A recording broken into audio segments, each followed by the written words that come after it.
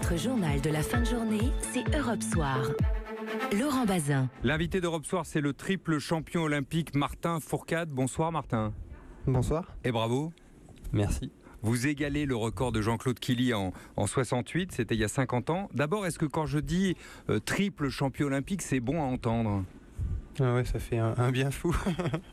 Non, c'était une journée assez magique. Surtout après la désillusion d'hier, voilà, c'était un gros coup dur. J'avais coché ce sprint olympique depuis des mois, pour pas dire des années, et j'aurais adoré lancer la quinzaine avec le titre hier. Une erreur minime me coûte extrêmement cher et c'est sûr que par contre la joie n'en est que plus belle aujourd'hui. Vous avez peut-être lu le message que vous a adressé le président de la République ? J'ai pas encore pris mon téléphone, il est au village olympique et je suis pas encore rentré. Alors je vous le livre, comme ça vous allez le savoir, grâce à Europe 1. Les plus grands champions sont ceux qui savent se relever d'une déception. J'apprécie énormément le message du président et je suis très heureux qu'il ait pu suivre la compétition. Aujourd'hui, c'était une remontada, hein. Vous partez 8e, sans droit à l'erreur. Vous aviez l'air assez sûr de vous, je me trompe ? Il faut être sûr de soi sur la piste, parce que c'est un combat, c'est un match mental avec les adversaires. Ensuite, il faut énormément d'humilité pour justement pas céder à l'euphorie et commettre des erreurs qui coûtent forcément très cher à ce niveau de compétition. On vous a vu lever un point rageur après le dernier tir debout, comme si vous saviez que c'était fait. À ce moment-là, vous savez que vous êtes en or ? Ouais, ma ligne d'arrivée à moi, c'était le dernier tir, c'était la dernière balle du dernier tir, c'était réussir le sans faute sur ce tir pour pouvoir savourer ce dernier tour et pouvoir profiter d'être champion olympique pour la 3e fois. Je vous sens extraordinairement tranquille. C'est la fatigue, c'est la pression qui retombe ? Fatigué aussi, oui, voilà, beaucoup de pression, beaucoup de fatigue.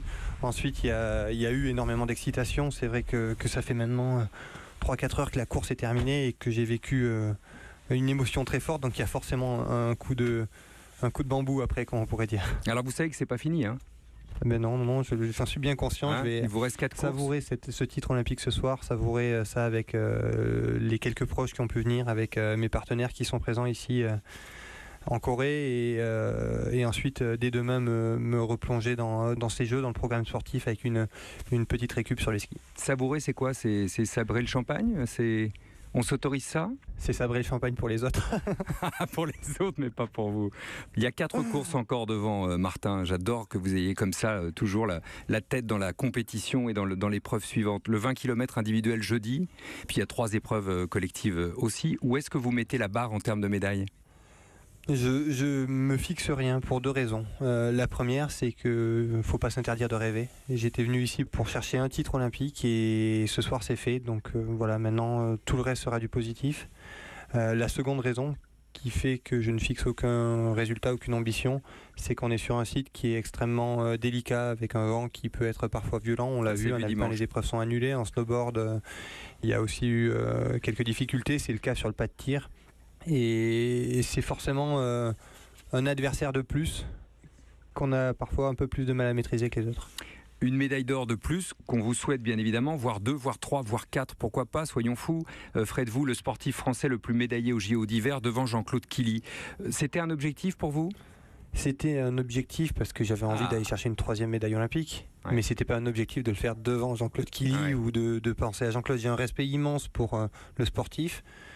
Je le disais il y a quelques secondes sur les antennes de France Télé, j'ai un respect encore plus immense pour l'homme, pour ce qu'il a réussi après sa carrière sportive et pour finalement l'humilité et l'intelligence qu'il dégage. Donc ça vous a touché qu'hier il propose de venir farter vos skis si vous en aviez besoin ? Oui, j'ai vu ça, j'ai énormément rigolé parce que j'étais pas sûr que ce soit un avantage. Mais en tout cas, j'apprécie énormément Jean-Claude. Je crois que l'admiration et l'affection est réciproque et c'est un grand bonheur de pouvoir aujourd'hui me mettre dans ses pas aux Jeux Olympiques. Dimanche, très déçu, vous avez dit des choses assez frappantes. Vous avez dit j'ai une énorme responsabilité sur les épaules parce que j'ai été porte-parole de cette équipe de France. J'ai porté le drapeau français lors de la cérémonie. Est-ce que ça pèse toujours, cette responsabilité, ou est-ce que ça va mieux ? Est-ce que vous soufflez là ? Mais j'ai une responsabilité énorme et j'en ai conscience, mais c'est en aucun cas un poids qui est dur à porter pour moi. Voilà, les attentes sont très fortes autour de moi, tout le monde attend que je gagne.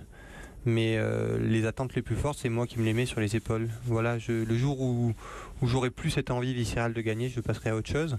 Et ça sera beaucoup plus facile d'accepter justement le poids des attentes. Merci Martin Fourcade d'avoir été avec nous sur Europe 1 ce soir, après une très très longue journée, puisque chez vous il est 2h du matin, hein, passé. C'est ça. Merci. Merci à vous, et c'est un grand bonheur de partager ce bonheur d'un 3e titre olympique avec tous vos auditeurs. Merci beaucoup.